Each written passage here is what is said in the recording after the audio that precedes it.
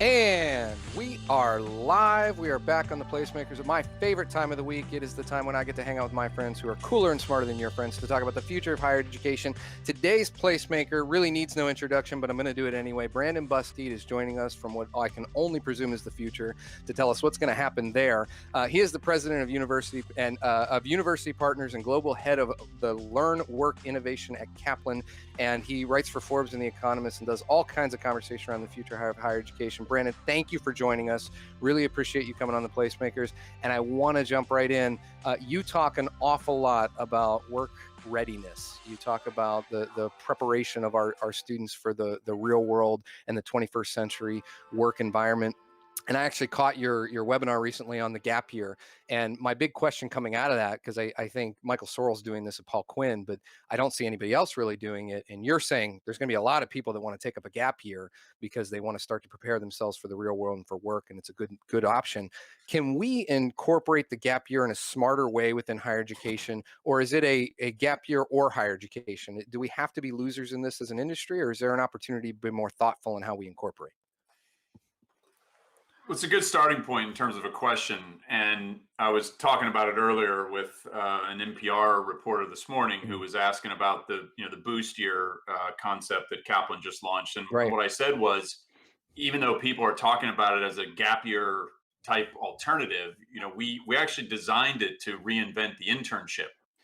And I don't need to go into great details about what it is, but here's the backdrop of that, TJ, and then I get to your question about where higher ed's role in this is. Today's 18 to 24-year-olds are the least working generation in U.S. history. So let's just start there, right? The least likely to have worked in any form or fashion over 70 years of measurement, right? So the least working in U.S. history.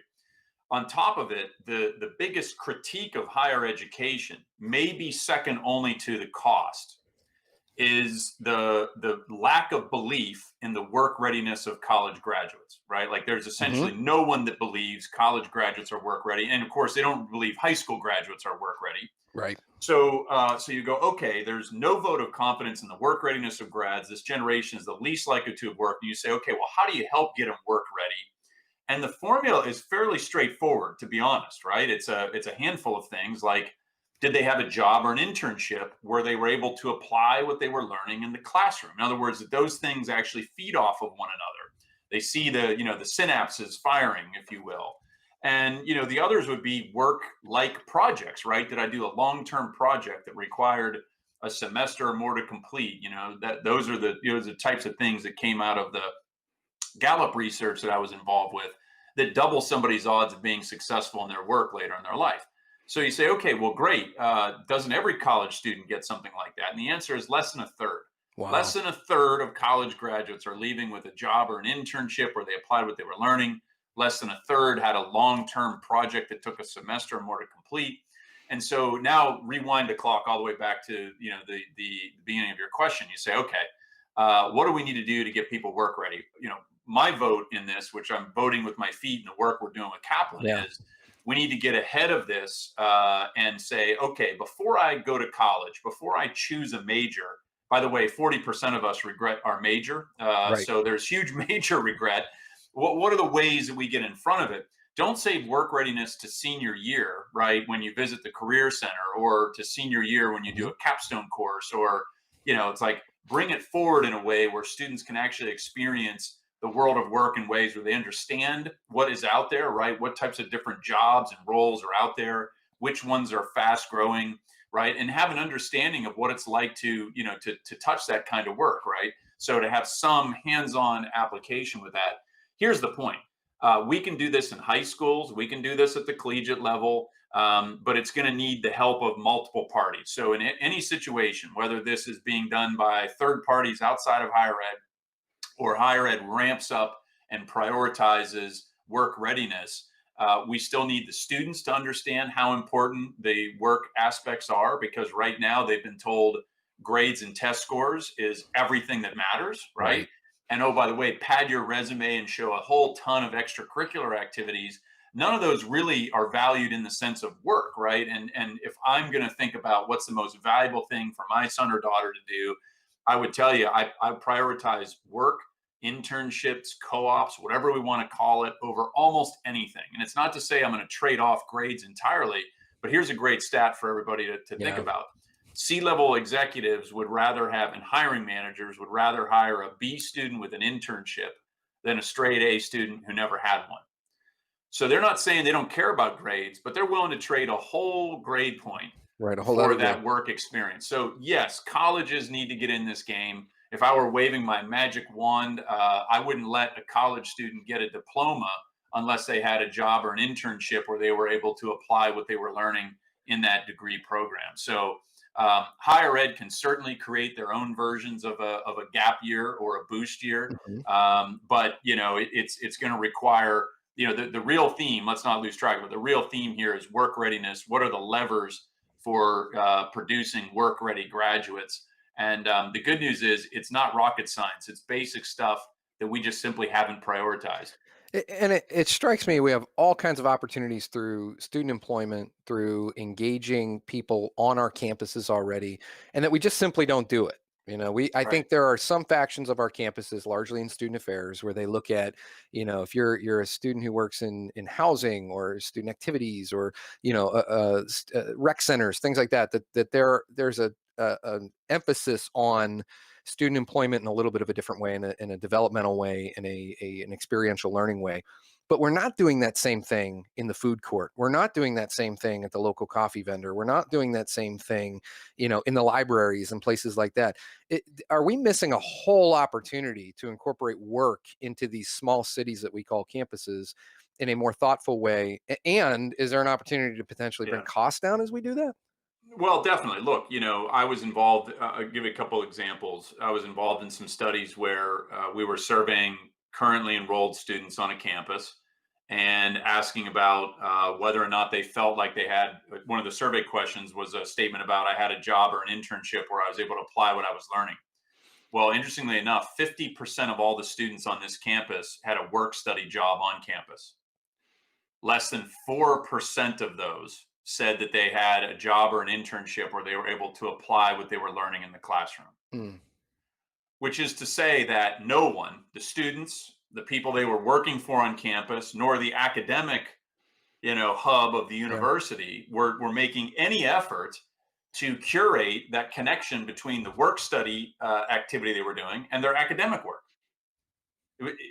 So wow, just start there, right? We have these enormous missed opportunities. Don't make the assumption that just because someone has a job that it's that they're magically connecting it to the classroom. sure, And right. let's also not assume that it's only really good jobs where we can learn from, right? And so I joke when I give speeches about my flippant example of flipping burgers at a fast food joint. And my point about it is that if I'm a student who has a faculty member or a teacher or a mentor, and we're thinking carefully, like, okay, that's my job. I'm flipping burgers at a burger joint for the summer. We don't think, oh, maybe we don't naturally think that's a job you can learn a lot from, but that's up to us to figure that out, right? It's a Sure. lack of creativity to assume that even a job like that, it's like, okay, let's evaluate the supply chain. How did that meat get to my Right. grill? Right. That is a fascinating, multiple, Yeah. multidisciplinary topic. I could talk about, the management style of the general manager of that, facility. There is a ton Right. that you could derive from that, but teachers and faculty aren't helping pull that out. They might not even be asking the question of where I'm working for the summer. And I might not be thinking about, well, actually, yeah, there is a lot that I could learn here if I just open my Yeah. eyes to the idea that that's the case. So, it's a lack of creativity that we've all kind of brought to this, like students included, right? You can, Yeah. the proverbial lead a horse to water.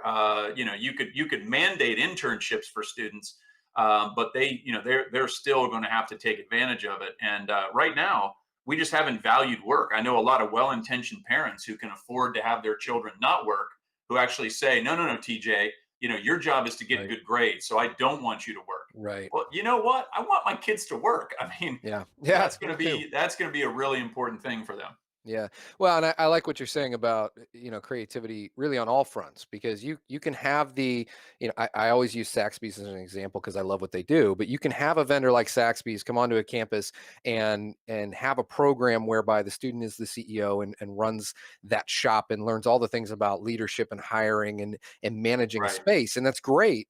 But if the B school is not interested in partnering with Saxby's in a way that then takes what's happening in the classroom and connects those dots, then it's not as meaningful. So we Right. all have to come to that table a little bit. And at the risk of asking you to say something people wouldn't like to hear, I'm, we've heard over and over and over again about sort of faculty and what faculty's roles are, as it relates to the classroom and how they conduct themselves. And you hear the old adage of, those who teach because they cannot do. Now, I don't buy into that. However, there is this notion of a disconnect between what's happening in the academic circles and what's happening in the workplace. And I wonder your perspective on that. What role can faculty play, or what shifts can we expect from faculty to make that more relevant? Yeah, look, the crux of this is we have to get to a place where work readiness sits at the academic core of higher ed. Right. Now, when I say that without any caveating and explanation, right, I'm sure there's a lot of folks who will cringe and go, well, what does that mean? Are we talking about vocational training? And, and there's this silly debate that continues in higher ed around like careerism versus the liberal arts, right? That Right. like, if we either teach the purity of critical thinking and, liberal education, or we devalue ourselves by being technical and vocational, right? And that whole debate I'm so tired of. Like it just, and it's not an either or. If we were smart enough to just kind of flap our Right. wings I a was going to little say they're bit, not mutually exclusive, they're right? not mutually exclusive, right? This is a both and so when I go back to this point about how work readiness has to be part of the academic core, there's a lot of reevaluating that higher ed needs to do, starting with the provost, the chief academic officers, right, who interestingly enough in surveys have really high confidence that their institutions are doing a good job preparing students for success in the workplace. In fact, of all the people and Mhm. different constituents that Gallup ever surveyed, they're the only group that has confidence in that, right? You interview the general population of U.S. Of the U.S. You interview C-level business executives in the U.S. You interview trustees of colleges and universities. None of them have a sense that we're doing a good job preparing students for success in the workplace. So, what does it mean to make work readiness part of the academic core? Something like what we've seen in the models. These are not, by the way, these are not new models. Right. Northeastern, Drexel, right? The co-op program, Drexel just celebrated 100 years of co-op.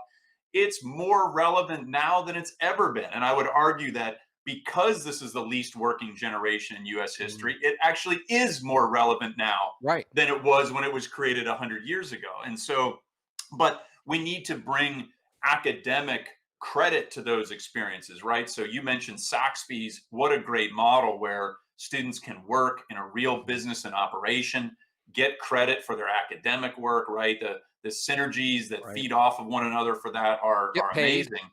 You get paid. I mean, like Yeah. I can't figure out what the downside is in any of that. There just Right. isn't. But right now, with the exception of a program here or there really isn't a requirement to do an internship, with the exception of a Northeastern or a Drexel or a handful of other, Yeah. co-op institutions. That's not part of higher ed. And even, this is the first easiest step that I think faculty can take, right? Um, I don't think it's fair to assume that all faculty have worked in an organization outside of higher ed. Most of them haven't, right? Right. So we can help them understand that, hey, this work readiness thing is a really important part of what the ROI is for students, the return on their investment, their feeling that their education was worth it, is heavily linked to the degree to which later they feel that what they learned in their degree program is relevant to their work. So this matters a lot to students. It's the primary motivation for why people value higher education in the United States, is to get a good job. And again, this is not mutually exclusive. You can have a well-framed liberal education with very specific work experience, skills, training, right? And now you've got somebody who in the marketplace is as hot a candidate as you can possibly Right. find. In fact, we've even tested it. you say, well, what does an employer like a lot? I'll give you an example. An English major with a designation as a certified ethical hacker in cybersecurity. Put those two together, and you've got somebody that almost any employer wants to hire. I mean, the reason why I Right, bring up the right, example is it's kind of a classically considered, right. liberal arts type of major with a cybersecurity designation. You put those combinations together, Yeah. and you've got a winning formula. Well, and you wrote about the value of the liberal arts education and sort of that notion of pairing that with more, I guess you'd call it practical or tangible or whatever you want to call it, and how that creates sort of the work ready grad in the 21st century. You also just referenced sort of generationally where we are, not just the lack of work, but that this generation's a little bit different, Gen Z, and maybe now is the best time for a lot of these things. There was an article that got published in Medium the other day by a young guy named Jabir McKnight, who he's a recent graduate from Lincoln, really cool guy. I had a chance to talk to him really quickly, and he talked about entrepreneurship innovation really being the key. Really being entrepreneurial and innovative. I tend to believe that higher education engages a lot in what I would call innovation theater. We love to pretend that we are innovative. We love to say that we're doing incubation, say that we're investing in venture at a very, very, very low level, but that oftentimes it's all just theater that is a curtain in front of a very traditional higher education market. What are the things that we can do to well, one is innovation and entrepreneurship are those values that we ought to really be instilling right now with our students, and finding ways to do practically, as Jabir sort of referenced. And then two, what are the ways we can do that? Yeah, look, I think there is. I mean, your expression of innovation theater. There's certainly a lot of that going on. And it's interesting. You talk about entrepreneurship. I've been an entrepreneur. I've founded two different companies. Mhm. I feel very much like an entrepreneur in the role I'm in now, and the role that I was in at Gallup, and was involved in a lot of studies of it. And there's a couple interesting points, right? Like innovation in and of itself is maybe not the game changer, because any great idea still needs somebody to bring it to life, right? Somebody that Yeah. marshals the resources, the people, the whatever it takes to actually bring it to life. So, for example, one of the biggest things that universities cite are they get all excited about tech transfer Mhm. offices and patents and all that kind of stuff. Right. And you look at the data on how many companies have actually sprung out of universities compared to the amount of Mhm. funding that has been invested in it. I mean, it's a paltry amount. And Right. even so you say, okay, what's a better way to do this? Don't just think about this through the lens of tech transfer, right, which has a very, very low likelihood of succeeding in the grand scheme of things. Yeah, you've got a couple big name references you can throw out there, but for the most Sure. part, for most universities, it's kind of a dud of a function. It's really thinking about, okay, at the roots of entrepreneurship, it's it's people actually going out and doing something, right? It's really difficult to be an entrepreneur without actually getting your hands on a problem, trying to tackle a problem, right? Iterating over time. So you think about like what happens for successful entrepreneurs. They just go and they start making it happen, right? And Mhm. so how do you create an academic environment where students are actually able to go do things, right? To build things, to create things, to manage things. And by the way, I don't think it's always that they have to start their own new business. So Right. I forget what the number was, but when I started at Duke University, there were something like 220 student organizations on campus. Now there's something like 800, Right. because what's happened is every super student leader who's come through the place started their own organization. Right. Right. It The had four. underwater basket weaving is now an org. they Yes. were they were the president. It had four members, the vice Right. president, the treasurer, right? And so I'm not necessarily advocating for that either. But you go back to an example like Saxby's, working in a functioning business, right, where you actually have a role, where you get to understand the finances of that organization. How does the cash flow work, right? And those are things that are really Yeah. valuable. We shy away from things like business education in the liberal arts. We Mhm. shy away from things like financial education. Even think of how helpful it would be to understand mortgages and home Right. finance and stuff that you really honestly get outside of Right. higher Right. education. And then I'll tell you another one. This is one of my pet peeves. No one wants to teach sales. Ah, life is And sales. sales is the lifeblood of almost any organization, including nonprofits, by the way, because we just use a different Yeah. word. It's fundraising or Sure. development, right? Sure. But like, so so That's a great there's a point. there's a bad word in higher ed that would be one of the most valuable things for people to understand. But we're just not Yeah. teaching it. And then, by the way, if you're going to be an entrepreneur, you have to know digital marketing today. Right. So, is digital marketing really taught?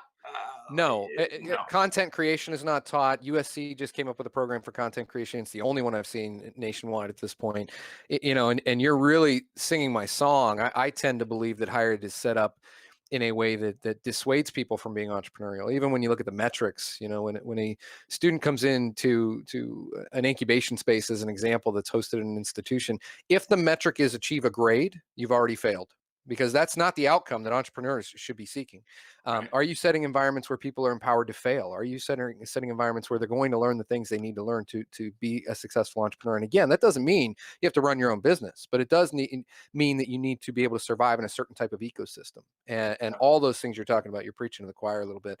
So one of my biggest questions as I think about this, we've had a lot of powerful voices um, as COVID-19 has come out as it relates to higher education. I think coronavirus, COVID-19, this quarantine, it's really been an accelerator for some of the change in higher education. I don't suspect that it's really created the changes, but I think it's accelerated the changes.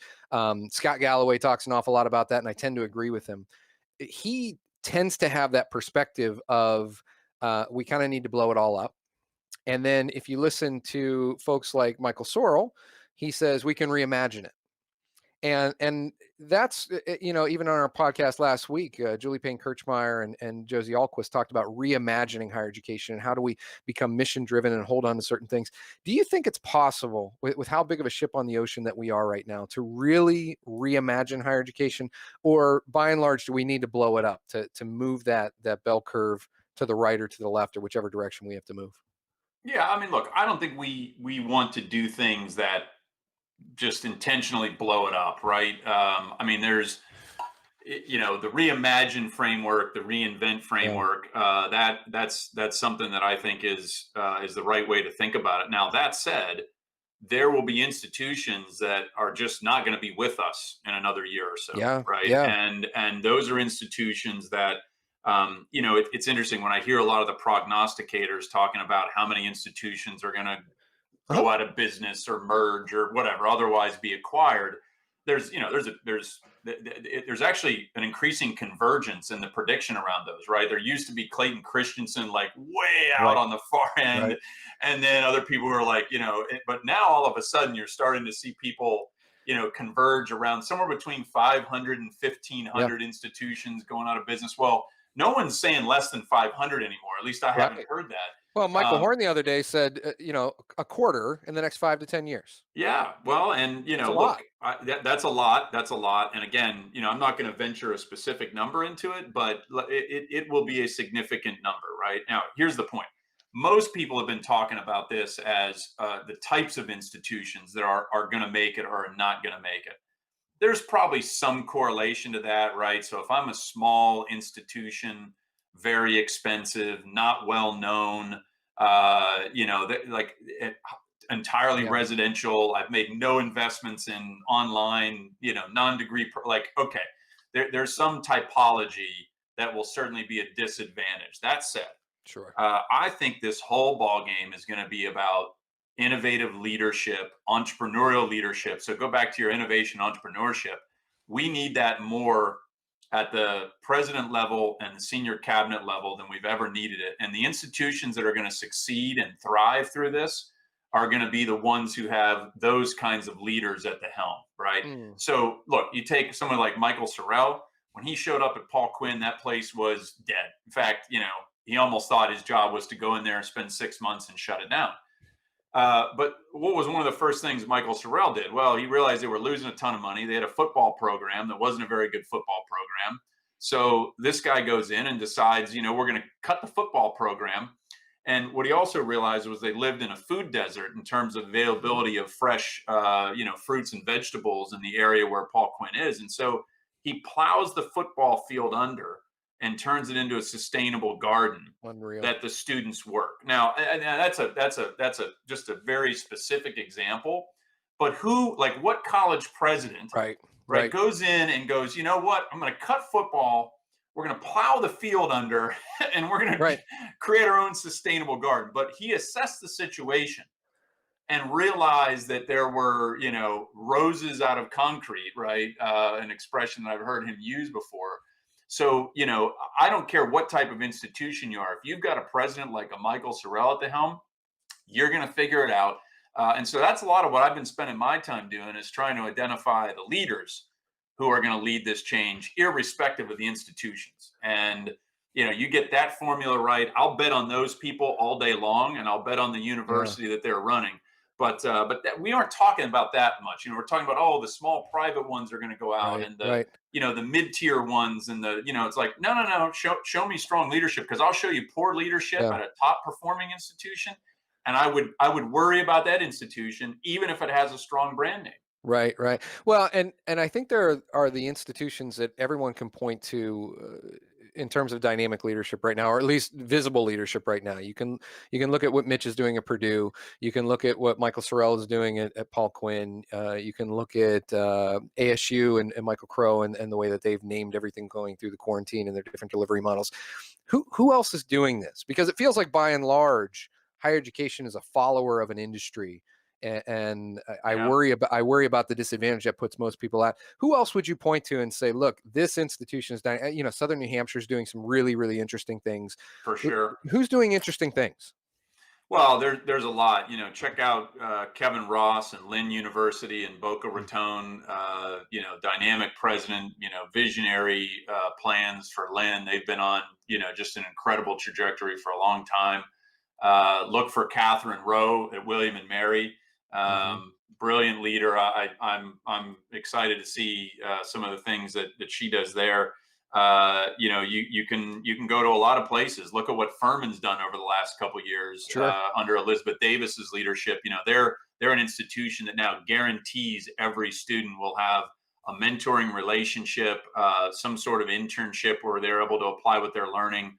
So they took the findings from the Gallup Purdue Index and basically said, we're not satisfied that just some students are going to hit this. We're going to devise a plan where literally every student hits the mark on this. And so, you look at that and you say, okay, well, what's the big deal there, Brandon? The big deal is they're trying to go from naturally occurring a third of their graduates, and this is true nationally, a third of graduates hitting the mark on those things, to 100% hitting the mark.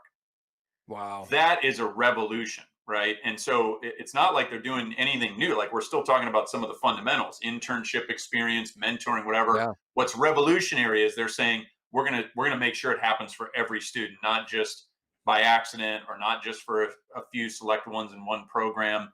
Look, I think there's Chris Howard at Robert Morris University outside of Pittsburgh. There's another one to watch. There's just dynamic leaders. I mean, I could go on for a while, but Yeah. Yeah. No, that's my but it's point still is, only a small sliver, right? At the end of the day of the field, right? sure, yeah, but there's others out there, and I certainly don't know Yeah. the full cadre of the 4,000 college presidents out there. I mean, I've had a chance to work Sure. with several hundred over my time, but anyway, I'm encouraged by those kinds of leaders. I'm encouraged by their examples, and they're going to be successful, and everybody else is going to have to start to follow the Yeah. formula. And by the way, this is an interesting point. Higher ed loves the follow the leader formula, right? We've had a Yeah. history of this. It's all about moving up the rankings and gaming that system as much as you can. If you weren't one of the first universities in the United States, right, you gotta do all kinds of things to kind of move up the ranking charts. But there isn't one formula. The formula that Michael Sorrell is using at Paul Quinn is Right. unique to Paul Quinn. The formula that Michael Crow is using at ASU is unique to ASU. Mitch Daniels' formula for Purdue is unique to Purdue, right? So if you're looking to just magically go, oh, that's my model, I'm going to replicate that. No, Right. this is about dynamic visionary leadership. These are leaders who are doing some things that, quite frankly, aren't very popular, right? Like freezing tuition Yeah. for 8 straight years at Right. Purdue. There's a lot of folks where that is not a popular idea, but He's stuck to that plan, and now Yeah. compared to the rest of the Big Ten, Purdue is so much less expensive Right. than all the schools they compete with, and that's starting to matter as consumers take their pick Yeah. between Well, and this Purdue and all others. speaks to a theme that we've seen over and over and over again on this show, which is that differentiation is likely going to win. And so, what you call dynamic leadership, I think trickles down to this notion of there is no Yeah, plan. It's that you have to differentiate and serve a purpose and a need that is probably unique. And that's where follow the leader isn't going to work, I don't yeah, think. The other yeah. thing you said the other day that really struck me was this notion that the institutions that are being innovative are accomplishing it by doing so structurally. Can you say more about what that means in terms of being structurally innovative? Yeah, yeah. I think it's a really, really good point for higher ed leaders to think about. So I was on a whim. I decided to kind of host a monthly forum of college presidents, and one of the folks that agreed to join with us, Sanyin Chang, is one of the top leadership coaches and gurus in the world. And so, she talks with four-star generals and Fortune 500 CEOs, and I mean leaders of all types, all around the world with her leadership coaching. But in any event, we were having a conversation about what does it look like to constantly be to have an eye on the horizon, right? And she said, as Yeah. college presidents, right, I'll just talk we as in college presidents. I'm not a college president, but college presidents have all kinds of issues they have to deal with. They have all kinds of constituents they have to take care of. And right now, especially in this time of COVID, the disruptions are endless, right? It's just like one fire after Right. another that I'm putting out. And by the way, that looks like a typical academic year anyway, without a global pandemic and all the things that are happening. And so she challenged the group by asking, do you have somebody dedicated on your team that's just thinking about innovation, that's just thinking about the horizon? Because if you don't have the time to do that all the time, right, somebody on your team needs to. And it was just a really good question. It was a very reflective question that everybody was, kind of paused on and Yeah. thought, do I? Maybe I don't. Well, anyway, you think of the universities that have done this, they have institutionalized it. So one of the great examples to me is Wake Forest University, where Mm. they have a vice president of innovation, sits on the president's cabinet. His job is to think about new innovative things that could happen at Wake. And then on their board of trustees, they actually have an innovation committee of their board of trustees. I don't know. I can't think of Wow. another university that has that kind of a committee just focused on innovation, right? I'm Yeah. sure there's some others out there, but Sure. that's an example of making it an institutional priority, carving out somebody's time and saying, this is what I want you to think about, you and your team to think about, and bring us any idea that you can think of, right? Some a little more far-fetched than others. That's fine. This is, but you're also, you're giving permission to that, right? So it's the institutionalizing that priority of innovation, Yeah. giving somebody the space to do it, and then saying, like, don't give them total confinement, right? Like, some of the things that Wake has been doing. We worked with them on a partnership to launch a Center for Financial Services in Charlotte. There's no degree programs being taught there. They're all industry recognized credentials for the financial services industry in Charlotte. Wake has an But incredible opportunity there, and a right. big mission driven opportunity to serve working adults and businesses in Yeah. Charlotte. But, like, it's not, there aren't degree programs. It isn't No. solving it with the typical thing that higher ed likes to think of itself as delivering. Yeah, and credentialing, I think, is a huge missed opportunity in higher education, both in terms of revenue and in terms of serving a very specific population. The last thing I want, because I promised I wouldn't keep you too long, but the last thing I wanted to ask you was, you know, it strikes me that the cost of higher education continues to be an unsustainable thing to deal with. We've continuously failed to drive down the cost of higher education, maybe with one exception when you look at what Purdue's going on, or SNHU just cut some tuition. What are the ways that we're going to be able to accomplish what we want to accomplish in terms of making higher education relevant, making it sustainable, helping our students to be work ready, adding in entrepreneurship and innovation, making sure that faculty have a partner next to them that is an industry expert and an SME. All these things we want to do cost money.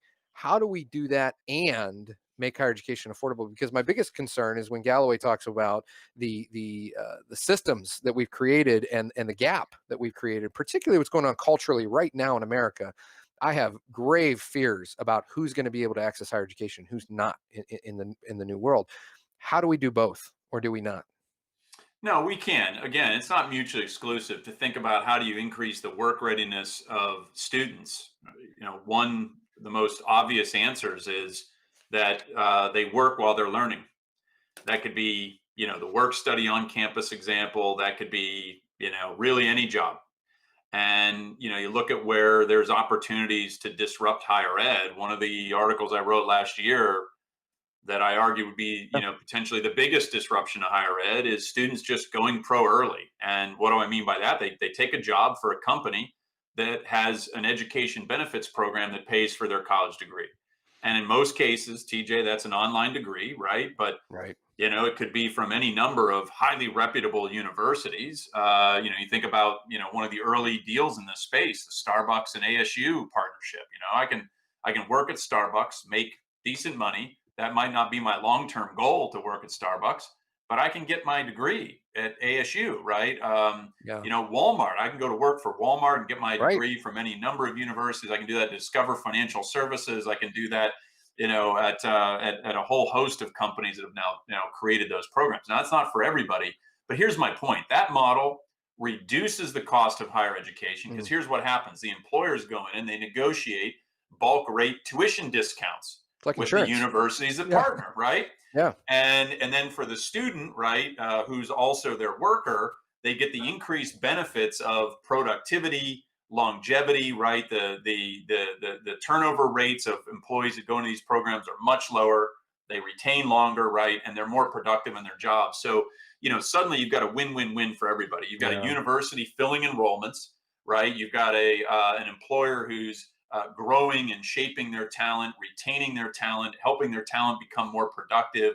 They're doing it at a fraction of the cost of what that individual student would have paid if they had enrolled on their own in the university. Yeah. And so, you think about it, like everybody's winning in that scenario. I bring that up because that is an example of how higher ed's cost has been able to go down at the same time that the work readiness of those participating in it is going up.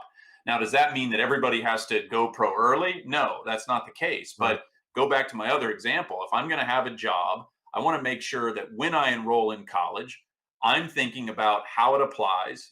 My faculty members are asking me what I do for work and trying to come up with relevant examples, right? If I don't have a job and I'm a traditional age student that's never worked before, I want to do project based learning that mimics work, right? Right. Or I want to have some opportunity, whether it's a virtual internship, online internship, or in person one, to apply those things. Now, here's a simple point. That stuff doesn't cost big money.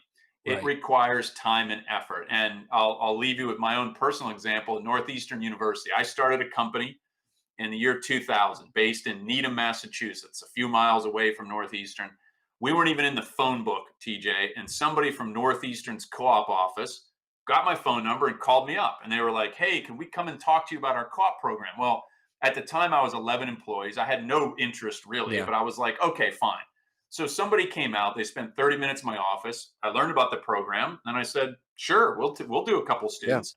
We paid them $14 an hour. They were with us for 6 months so we could actually give them real jobs. And I'll never forget the first person that we hired from Northeastern's co-op office was a young woman named Kimberly Durkin, and at the time I didn't have a director of marketing. So when she came on as our co-op, I said, Kim, you're the director of marketing The marketing because person. I don't have one. And her job as a co-op student was the director of marketing at a startup firm in Needham, Massachusetts. Yeah. Right. So, here's my point. Northeastern didn't spend a lot of money acquiring me as a co-op partner, Right. right? They had one 30-minute meeting invested in that of somebody's time that came out to visit with me. And for 11 years, over the course of 11 years, my little company had 17 co-op students and we hired 4 of them full time before they even graduated. So, Yeah. it's just, it blows me away that we assume that this stuff costs a lot of money. It doesn't cost a lot of money. I tell you what costs a lot of money: massive new buildings on campus, Right.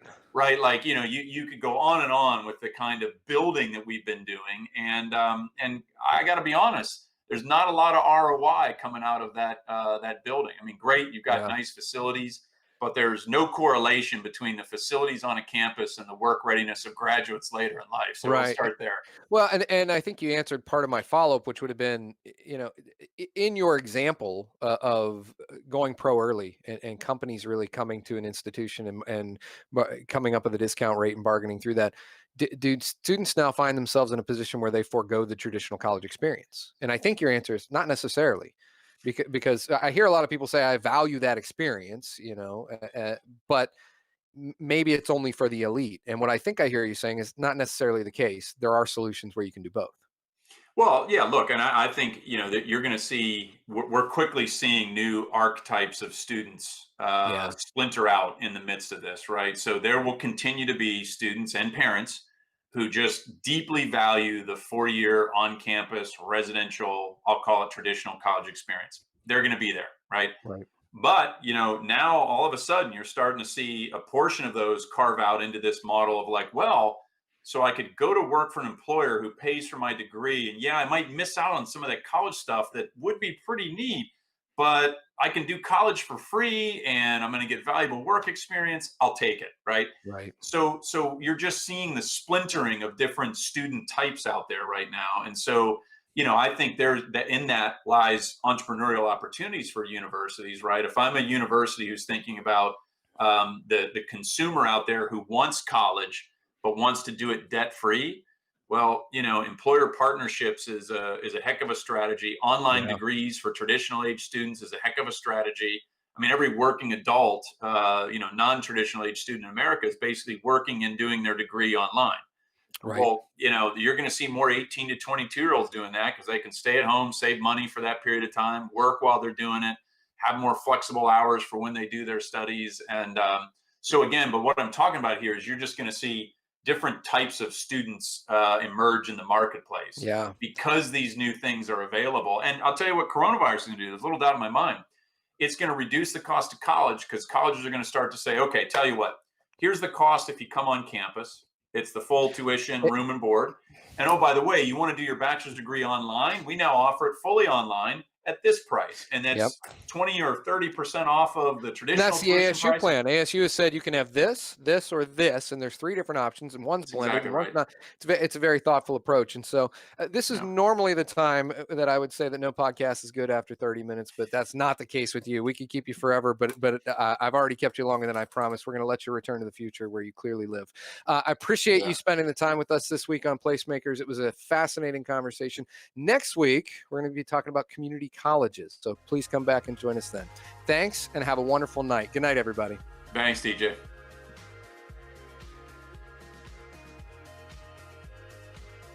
And Diamond should have us clear, and he'll tell us that.